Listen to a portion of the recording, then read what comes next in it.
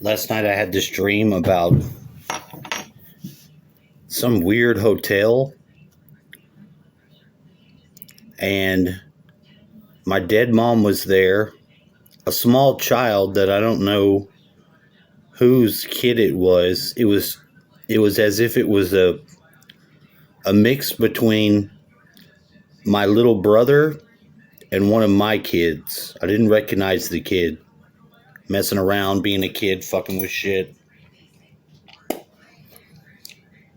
And in like most of my dreams, I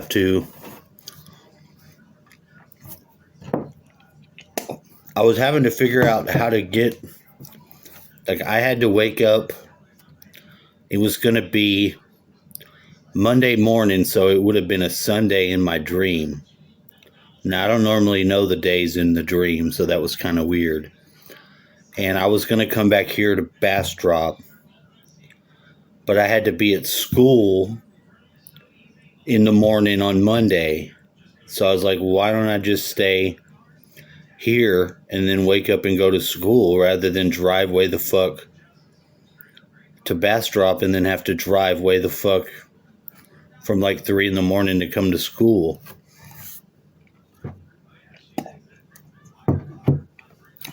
There was some weird book and notepads in the dream where I was looking at the notepads, like turning over these notepads, and I was seeing gladiator battles. Like dudes in the gladiator helmet and shit with the shield and the one sword fighting. They were like fighting. It was like looking at them fight for real, and I have no idea why the fuck I was dreaming this, what it meant. One of them I was trying to find. I was putting that one down, looking at it because that's kind of cool.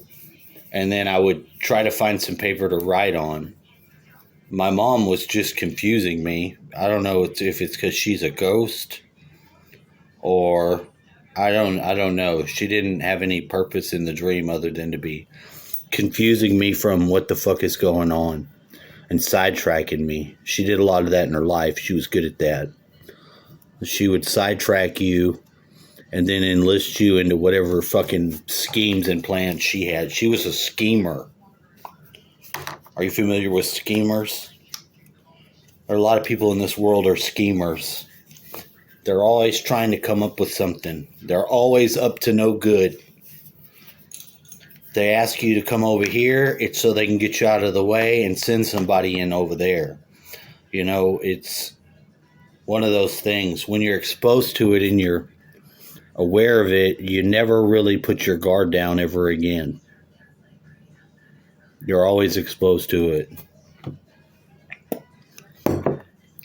Like fucking around with a cheater. You could think that somebody that you know, if you're going out with somebody, you got a partner, and you can't even leave them alone because they're going to fuck around on you. That's the sensation. It leaves you in a tension that you just can't. It's not healthy. It causes a lot of cortisol, makes you fat, gives you pimples, makes you sweat, and thus stink. So if you can't relax and you don't have a good partner and you're dealing with shit like that, you just don't want to. It's not good for your total being at all. It's no fucking good. You got to know what's no good. So you got a lot of experience that you got to tally up in your life and put into perspective.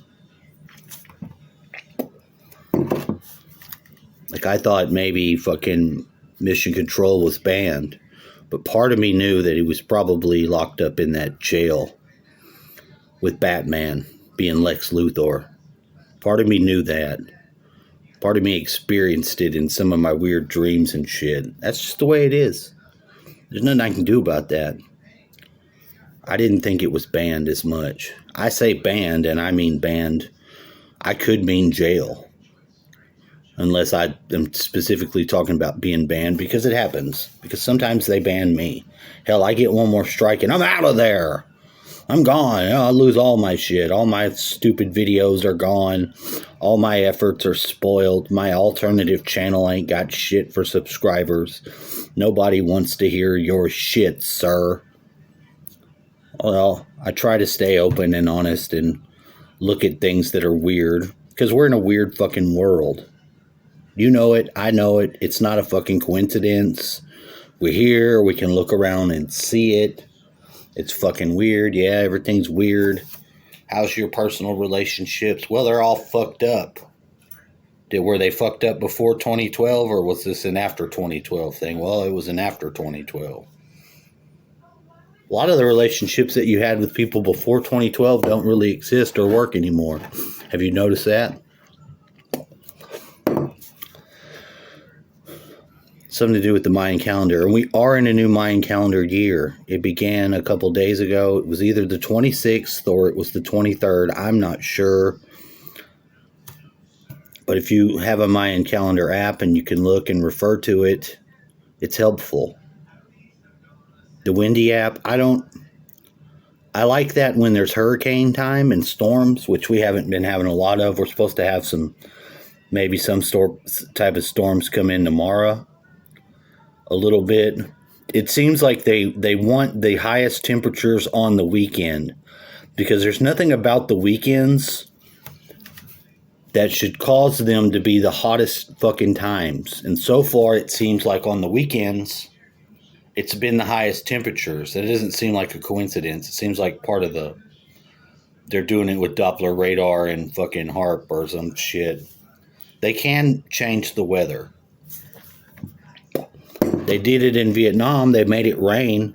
They flooded out the fucking Ho Chi Minh Trail and did all kinds of shit. So they have the ability to make it rain. So all this bullshit about, drought and this and that, it's kind of stupid, because they have the technology to make the fucking rain.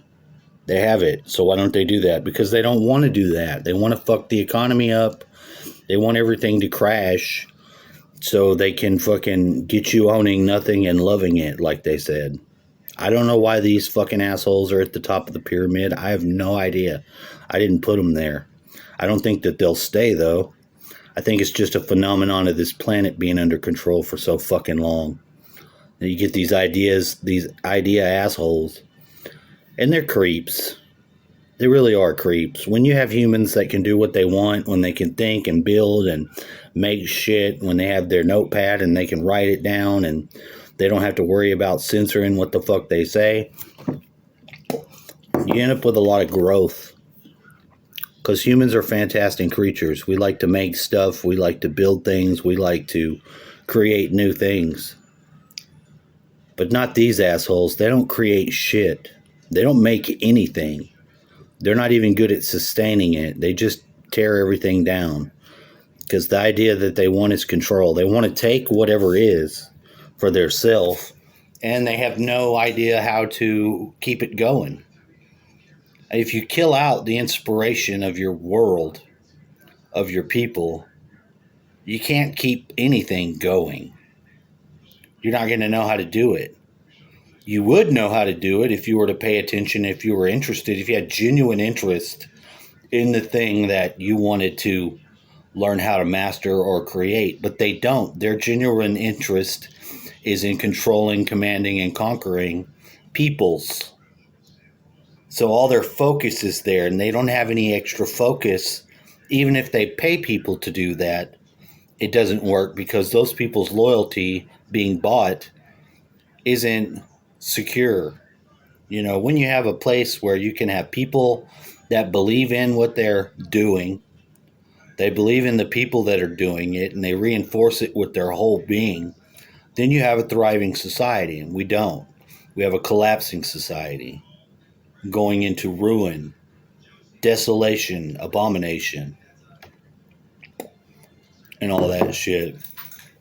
You could blame whoever you want for it, but you need to look at the propagandist. The propagandist that's made all these people with their differing flavors of weirdness think that everyone secretly hates them and wants them dead and wants to remove their voice. None of that's real. That's all made up. They use that to make people fight against each other. Because when people fight against each other, the person who's on top can stay on top. They can keep the people that are climbing up the ladder from making it.